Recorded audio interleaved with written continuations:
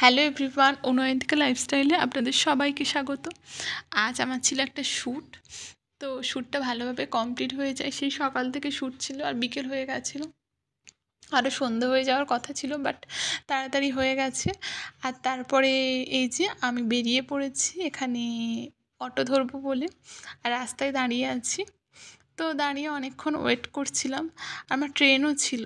তো দেন অনেক পরে অটো পেয়ে তারপর ট্রেন ধরে ক্যানিং চলে আসছি।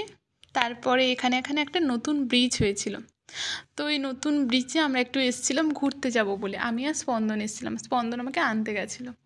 তো এসে দেখছি এখানে না মেলা হচ্ছে, এত লোকজন, কেউ রিলস করতে, কেউ ভিডিও বানাতে, কেউ বাচ্চাকে নিয়ে ঘুরতে, প্রচুর লোকজন এখানে এসছে। এত ভাল লাগছিল, আর জায়গাটা তো পুরো ফাঁকা, হাওয়াও দিচ্ছিল। এখানে না ক্যানিং একটা বৃদ্ধাশ্রমও হয়েছে। তো এখানে এসেছিলাম। এখানে আমি ভেবেছিলাম ক্যানিং ব্রিজে যাব, কিন্তু এই ব্রিজটা নতুন হয়েছে। তো এখানে এসেছিলাম, আর জায়গাটা দেখুন কী সুন্দর লাগছে, জাস্ট ভিউটা দেখুন, এত ভালো লাগছে যে কী বলবো। এরপর এখানে বেশ কিছুক্ষণ ধরে সময় কাটাচ্ছিলাম, বেশ ভালো একটা সন্ধে কাটছিল। তারপরে আমরা বসেছিলাম এখানে, হঠাৎ একটা পাখি নিয়ে একজন আসে। দাঁড়ান দেখাচ্ছি আপনাদের পাখিটাকে, এত ভালো লাগছিল। আর পাখিটা পোষ মানা পাখি।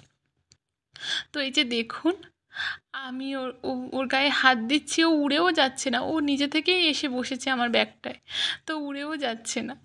আর আমার না এই কুকুর, বিড়াল, পাখি যাই বলুন না কেন, একটু হাত দিতে না খুব ভয় লাগে, গায়ে হাত দিতে। আমি জানি না কেন, অনেকেই কুকুর বিড়ালকে নিয়ে আদর করে, কিন্তু আমি ওদের গায়েও হাত দিতে পারি না, আমার খুব ভয় করে, কেমন একটা হয়।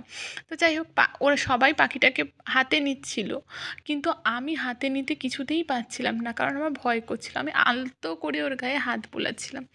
আর এই যে দেখুন, ও চুপ করে আছে। তো অনেক কষ্টের পরে একজন আমাকে হাতে তুলেও দিয়েছিল। যাই হোক, ভিডিওটা এই পর্যন্ত। ভালো লাগলে সবাই লাইক করবেন।